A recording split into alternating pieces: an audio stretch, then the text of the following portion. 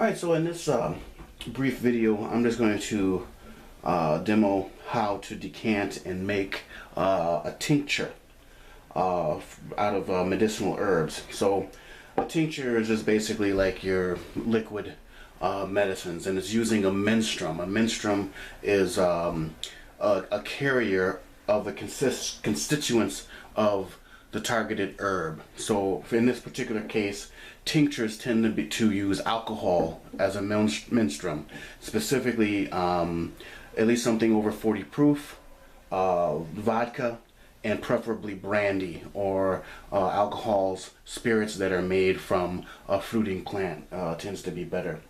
There's other types of menstrums, that's water, obviously, for infusions or teas and decoctions. There's honey can be a menstrum. Vegetable oils like olive oil and safflower oil and sunflower oil are menstrums. Glycerin can be a menstrum.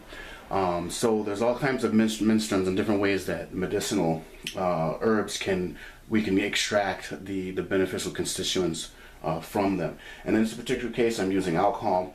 Now, for those people that have an issue with alcohol, whatever that issue is, religious or medical, or even an age, for young children and stuff like that, a lot of tinctures can be watered down. All right, so you can add some water to it to dissipate the concentrated alcohol content. And usually, how this is taken is it's taken usually with a dropper, however many dosages you need under the tongue, because the capillaries are very close to the surface under the tongue, and so the constituents are absorbed in the bloodstream that way. Now, first off, I'm not an herbalist. I'm not a certified herbalist. I'm just doing some home, kitchen type stuff. I suggest you go look for an herbalist and learn from them and get information from them. Do your own research on herbal medicines. I'm just displaying and demoing how to make a tincture. So I'm not giving you any medical advice or anything like that. Just so I'm gonna get that out there first off. So at any rate, I want to decant this. This has been stinging nettle tincture. And the way that if you can read my chicken scratch, the way I have is I make sure I label everything so it's nettle tincture, and I'm using a V for vodka. And then I have the date, which was last month on the 24th. So basically Christmas Eve was the day that I could have decanted this. So it's the day after Christmas, so I'm decanting it now. The key with making infusions with vegetable oils and alcohol is usually you want to at least have your herbs sit or steep in your menstrum for at least 2 weeks, at least. The traditional way is from moon to moon, or basically a month. So this has been approximately a month from the time that I started this. And so what I do is I put it someplace where I can see it, usually in the kitchen or even in the bathroom, and a place where you frequently go when it's in front of your face, because the key is at least once a day as you want to shake it up. Okay, it's like those agitators that you'll see in the pharmaceutical companies. They're just agitating to make sure that the constituents and stuff are all broken up and are dispersing into your menstrum. So what we're going to do is just a couple of methods to decant this, right? So we're basically just squeeze out. We don't want the murk, which is going to be the green stuff, the herb stuff. I've got a French coffee press that I don't use for making coffee that works very well. I've got some canvas that's porous, or porous fabric that works pretty well.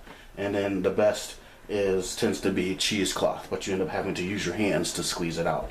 This is the most hands-off version, but I'm going to demonstrate a way to use a cloth in case you don't have a French press. So basically what you do is you open it up, open up your jar, and then that there, I'm going to go ahead and rinse this off. Put this in the sink, and then what I do is you can do a single layer, or you can do a double layer. Your cheesecloth is very porous, as you can see, and you're going to get that in your baking section at your grocery store. Or if you're into weaving and you're good at that, you can weave your own very loose. So I'm missing a rubber band or something to tie with, so I'm gonna get a rubber band. Alright, so I'm back with my rubber band, and basically if it fits, you just put this over the top. Make sure it's secure on there. And then all you gotta do is just pour it out. Okay, like so. So really pretty easy, okay?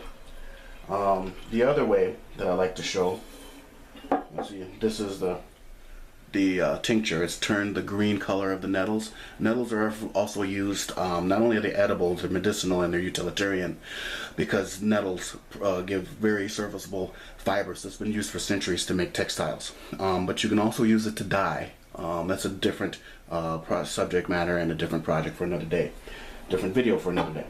But I'm going to show how to use the French press. This is just using a cloth. Just rinse this off a bit, and then you basically take your French press here. Now, once you've extracted what you need from the cheesecloth, then oftentimes what you can do is you can turn it upside down and then you squeeze it, the cheesecloth and your murk, to get everything out. So that's how you do that by hand. This will be a little bit easier if you have a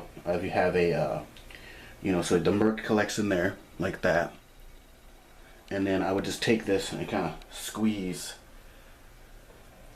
the murk to get the rest of the constituents out. But in this particular case, I can just pour everything in here, because a lot of the murk is going to contain the constituents that we need. There we go. Put this aside. And then the French press has a nice fine sieve in it. And I can go ahead and put this on here. And now I can start to compress and squeeze.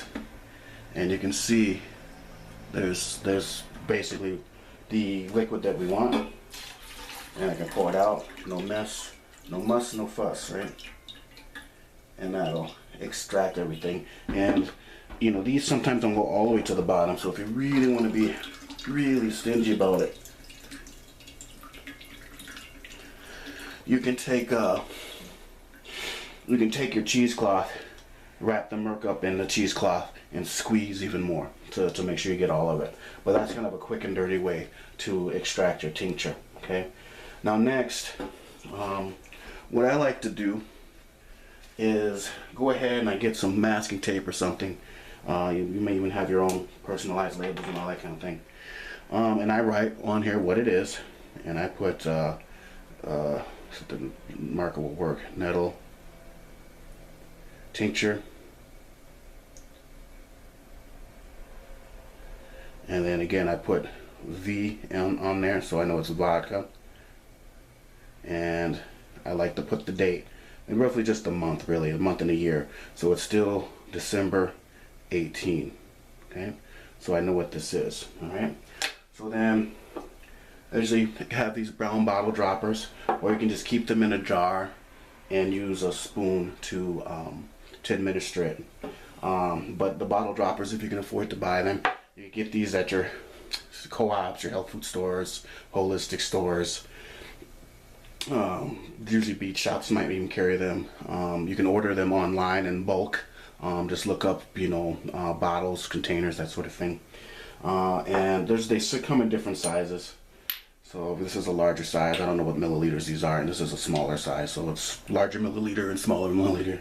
And then you even have your big, darker bottles here for storage for your extras. Now the thing is the reason why they're either brown or sometimes blue and even sometimes green is ultraviolet lights can render the constituents in your concoctions like tinctures and whatnot as inert over time. So that's why they say oftentimes store these in a cool, dry place. Cool, dry, dark place generally.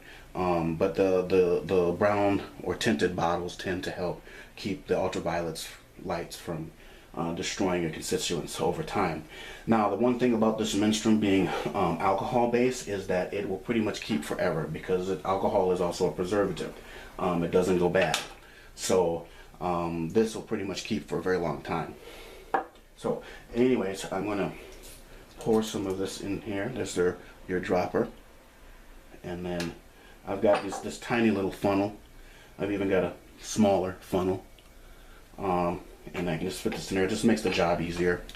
And then I can take my measuring cup on the side here. I can pour this in my measuring cup. That side. And then I can go ahead and slowly pour this in. Make sure I don't get any spillage. There we go. That's full. And then I can close this up. And then I take my label.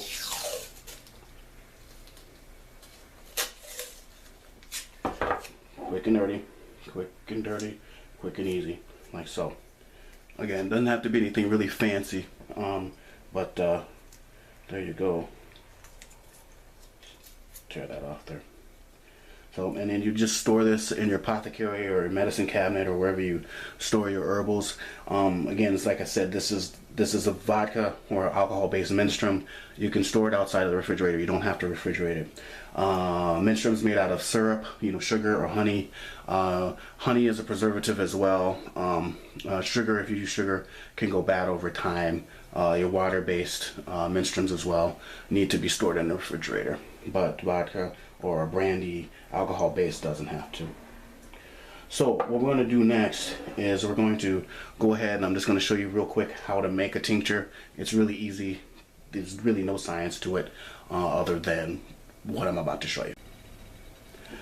Okay, so we have our stinging nettle tincture. I've got the leftovers here stored in the bottle. I'll put this in a cool, dark, dry place, and then I can just put this somewhere where I'll need it. Now the thing with nettles is it's from a medicinal standpoint, it's antihistaminic, so it's very good for allergies and hay fever specifically. So you want to take some of this if you have those sort of symptoms. And again, do your research on that. Consult with a competent and certified herbalist, your physician as well. Don't take my word for it, please, because I am not an herbalist. However, there's a link below if you want to become one, where you can sign up to become one. I think I'm going to be doing that myself in the very near future. So, at any rate, that's the nettle tincture that I've made. Just showing how to decant that. Now, what we're going to do is I'm going to make another tincture that's going to be useful, especially in the wintertime here. And I've got some bergamot harvested this summer. Wild bergamot, which is a type of mint. It's very aromatic. It's very good for you for colds and flus and such. And then I've got mullien. And mullien is a very good plant. It's medicinal and it's utilitarian. They make a very good hand drills for making fires. The dried stalks, the leaves are kind of a natural bush toilet paper. They're really soft and fluffy. They're also good for respiratory issues, bronchitis and such like that. They're an expectorant, so it loosens phlegm and mucus and stuff, so you can kind of get that sickness out of your body. You can also smoke it. Actually, this is actually a really good smoke.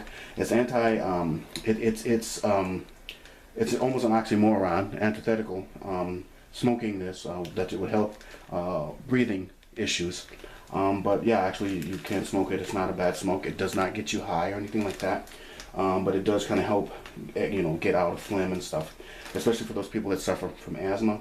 Go figure, right? And then actually a blend of the mullien and the bergamot make a good smoking blend, my understanding. I'll put a reference to the link below as well to that information. So what I'm going to do is make a tincture out of this together, kind of as a cough remedy, because I don't really have enough bergamot and I don't really have enough mullien. And as far as mixing concoctions, again, get some training, get some knowledge behind you before you just start mixing stuff together, because some things don't work for you, won't work together.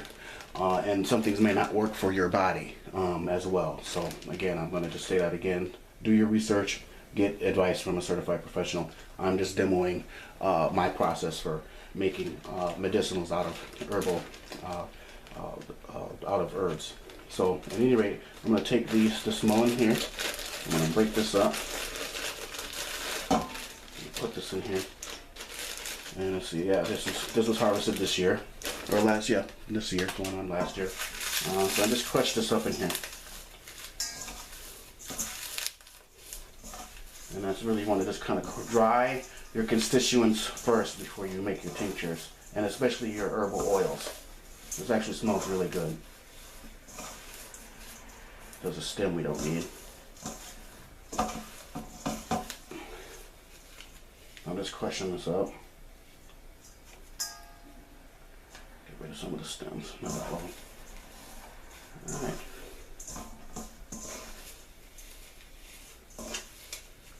And then also, like, if you're, I'm going to put this out there, if you're gifting your herbs, especially your dried herbs and stuff, please be careful. Make sure you label your stuff with the Latin name.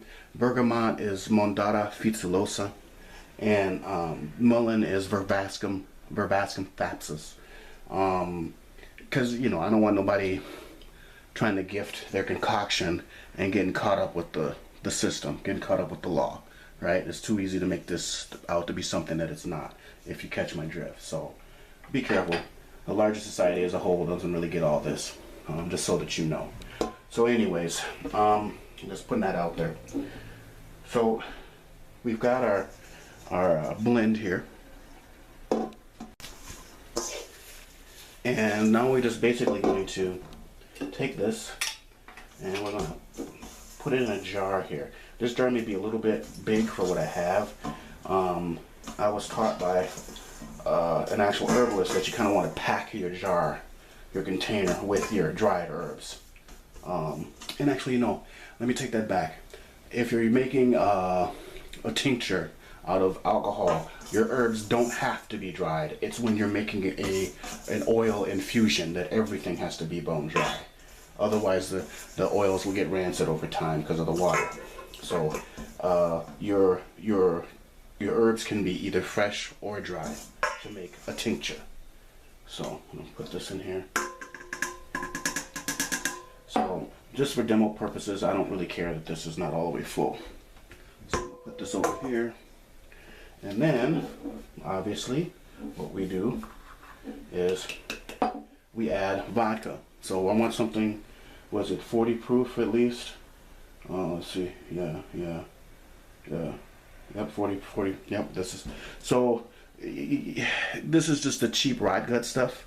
You can use the good stuff like Sky and, you know, all that other kind of good stuff. That's up to you if you want to spend your money on that kind of thing. This is just your low shelf, real cheap, $7 freaking bottle of vodka here. So I'm just gonna take this, crack this open, and I'm just gonna pour this in here until it covers.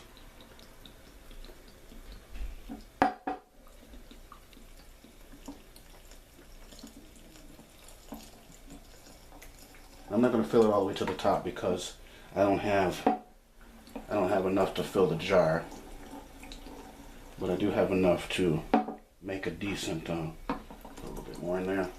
And again, no precise measurements, especially if you pack your jar. You just want to make sure that your herbs are covered. And yeah, that's pretty good. A little bit more, because the herbs will start to soak it up. That's what will happen. Now, this will be almost to the top. There we go. And you can, midway steeping this, you can add more vodka or more of your alcohol if you see that the herbs are starting to soak it up. So this is what we've got here. Okay. And I've already got a label going. I can cover this tightly. And then you go ahead and kind of start to shake this up. Alright, so you can kind of let this sit, and again, like I said, make your label,